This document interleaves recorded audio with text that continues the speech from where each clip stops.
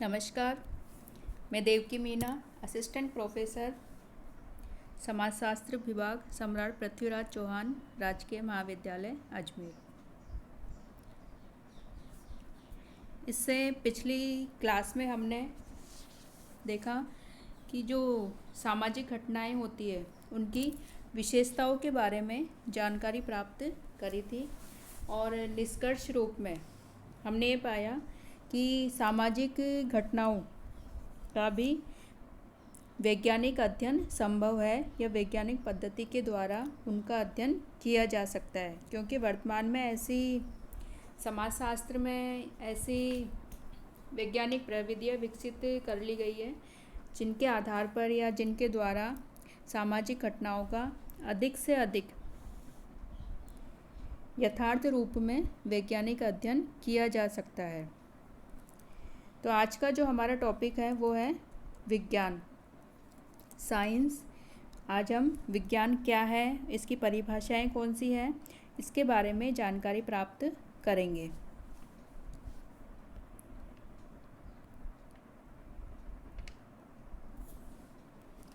तो आपने देखा होगा कि सामान्य रूप से, जैसे कि सामान्यतः विज्ञान शब्द से, साइंस शब्द से कई प्रकार की धारणाएं जुड़ी हुई है।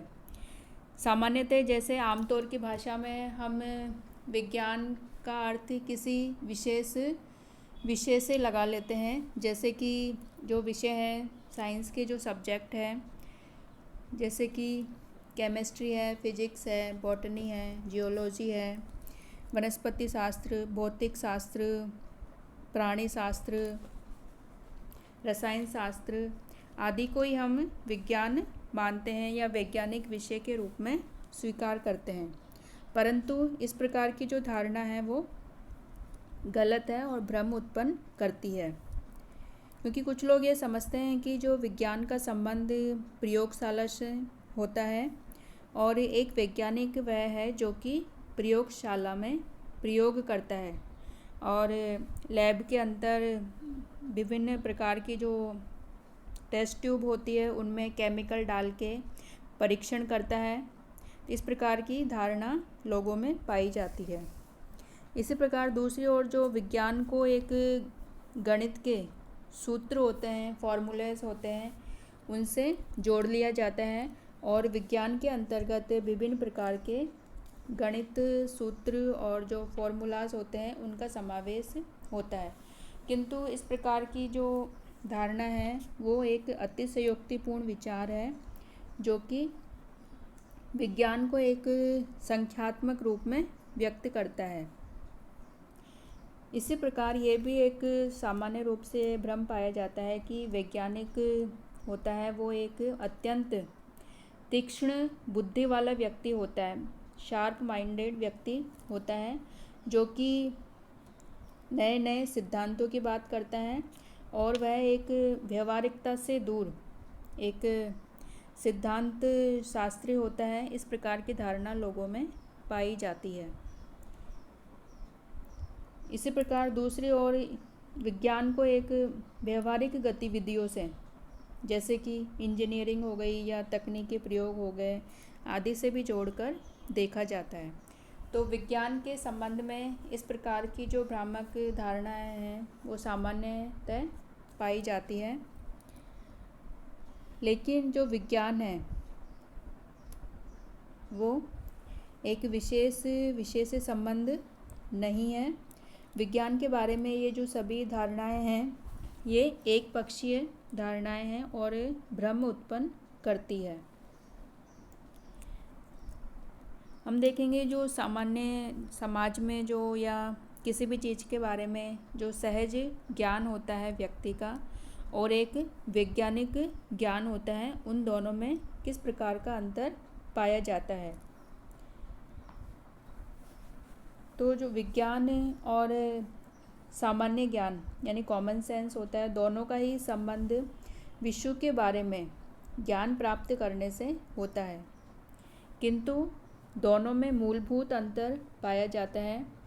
सामान्यतः विज्ञान सामान्य अथवा सहज ज्ञान का क्रमबद्ध और व्यवस्थित विस्तार होता है और सहज ज्ञान मुख्यतः अव्यवस्थित एवं अनियंत्रित रूप से ज्ञान का संकलन होता है, जबकि विज्ञान का संबंध नियंत्रित और व्यवस्थित अध्ययन से संबंधित है। तो जो सहज ज्ञान और विज्ञान में जो प्रमुख अंतर पाए जाते हैं कॉमन सेंस एंड साइंस में, वो इस प्रकार है। तो पहला जो अंतर है इसमें कि विज्ञान के अंतर्गत धारणाओं एवं सिद्धांतों का क्रमबद्ध रूप से उनका अध्ययन किया जाता है और इनकी आनुभाविक जांच भी की जाती है। लेकिन सहज ज्ञान में कोई भी निष्कर्ष या सिद्धांत का विकास मनमाने ढंग से कर लिया जाता है। दूसरा जो अंतर है विज्ञान और सहज ज्ञान के अंदर, वो है कि एक वैज्ञानिक व्यवस्थित और आनुभाविक स्तर पर अपनी उपकल्पनाओं का परीक्षण करता है, किंतु एक सामान्य व्यक्ति अपने प्रमाणों के लिए उतना क्रमबद्ध परीक्षण नहीं करता है। अगला जो अंतर है वो है कि विज्ञान और जो सामान्य ज्ञान में जो प्रमुख अंतर है वो है नियंत्रण का, कंट्रोल का। अर्थात विज्ञान में किसी भी निष्कर्ष तक पहुंचने के लिए नियंत्रित स्थिति का प्रयोग किया जाता है, जिससे यह सुनिश्चित किया जा सके कि किस प्रभाव का कारण कौन सा है, अर्थात विशेष प्रभाव के पीछे कौन से कारण उत्तरदायी है। नेक्स्ट जो अंतर है विज्ञान और सहज ज्ञान में, वो है कि सहज ज्ञान के अंतर्गत तात्विक या मेटाफिजिकल व्याख्या की जाती है और ऐसी व्याख्याएं प्रस्तुत की जाती है जिनका परीक्षण नहीं किया जा सकता,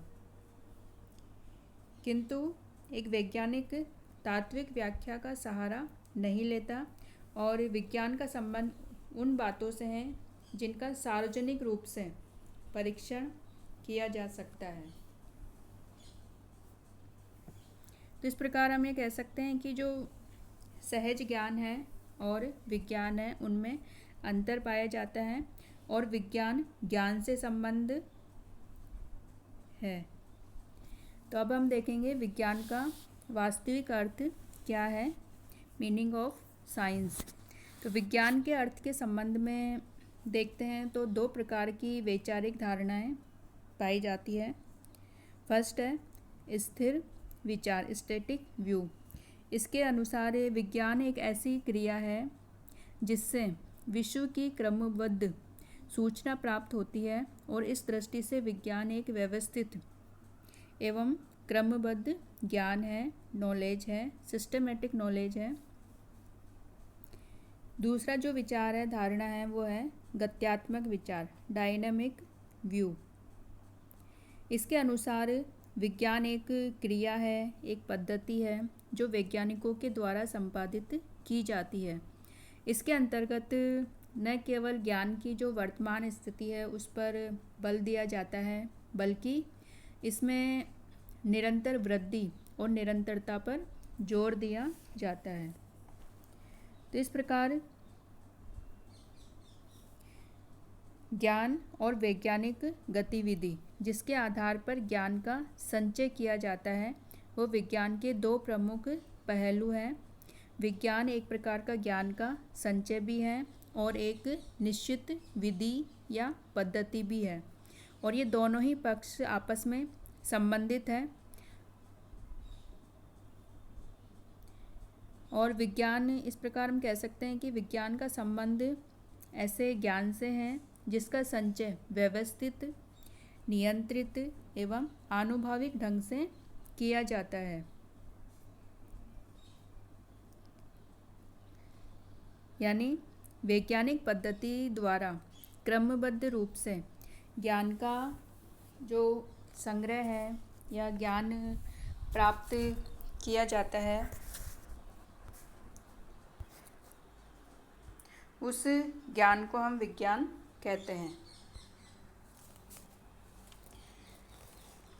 अब हम देखेंगे कि विज्ञान की कौन कौन सी परिभाषाएं दी जा सकती है, कौन कौन सी डेफिनेशंस विज्ञान की है। तो जो सबसे पहली परिभाषा है विज्ञान की वो है कार्ल पियर्सन के अनुसार।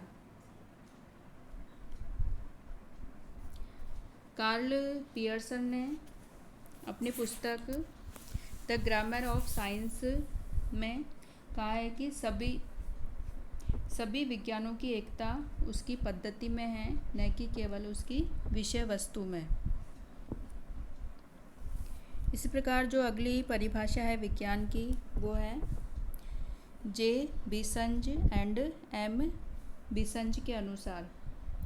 इन्होंने अपनी पुस्तक मॉडर्न सोसाइटी में विज्ञान की परिभाषा दी है और वो है कि विज्ञान एक पद्धति या उपागम है, न कि विषय सामग्री जो कि विज्ञान की कसौटी है। अगली जो परिभाषा है वो है जॉर्ज ए लुंडबर्ग के अनुसार। इन्होंने अपनी पुस्तक सोशल रिसर्च में विज्ञान की परिभाषा दी है और कहा है कि विज्ञान को विषय सामग्री के रूप में परिभाषित करने का प्रयत्न भ्रम उत्पन्न करता है। इसी प्रकार जो अगली परिभाषा है वो है स्टुअर्ट चेज के अनुसार। उन्होंने अपनी पुस्तक the proper study of Mankind में दी है। उन्होंने कहा है कि विज्ञान का संबंध पद्धति से है, न कि विषय सामग्री से।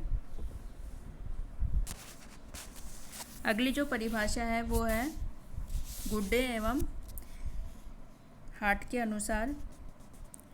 इन्होंने कहा है कि विज्ञान को प्रचलित रूप से व्यवस्थित ज्ञान के संचय के रूप में परिभाषित किया जाता है और इन्होंने कहा है कि विज्ञान तथ्यों का संकलन है और तथ्यों से विज्ञान उसी प्रकार बना है जिस प्रकार एक भवन में एक जो भवन होता है वो पत्थरों से बना होता है और जिस प्रकार भवन केवल पत्थरों का ढेर मात्र नहीं होता, वैसे ही केवल तथ्यों का संकलन विज्ञान नहीं हो सकता। अर्थात विज्ञान तथ्यों का व्यवस्थित संकलन एवं विश्लेषण है। इस प्रकार विज्ञान की ये परिभाषाएं हैं। एक और जो परिभाषा दी जा सकती है विज्ञान की वो है परफे के अनुसार। इनके अनुसार कि वैज्ञानिक ज्ञान को एक ऐसे ज्ञान के रूप में परिभाषित करना चाहिए जो एक विशेष मात्रा तक निश्चित, कारणयुक्त एवं सामान्य हो और इस प्रकार का जो व्यवस्थित ज्ञान है वो विज्ञान कहलाता है। तो इस प्रकार विज्ञान की इन सभी परिभाषाओं के आधार पर हम निष्कर्ष रूप में ये कह सकते हैं कि विज्ञान का संबंध एक विशिष्ट प्रकार की विषय सामग्री से नहीं होकर वैज्ञानिक पद्धति से प्राप्त किए गए क्रमबद्ध और व्यवस्थित ज्ञान से हैं। अर्थात विज्ञान एक विशिष्ट प्रकार का सब्जेक्ट मैटर नहीं है, विषय सामग्री नहीं है, बल्कि एक प्रकार का ज्ञान है जिसे कि और इस ज्ञान को वैज्ञानिक पद्धति का प्रयोग करते हुए विभिन्न चरणों से गुजरते हुए क्रमबद्ध रूप से प्राप्त किया जाता है।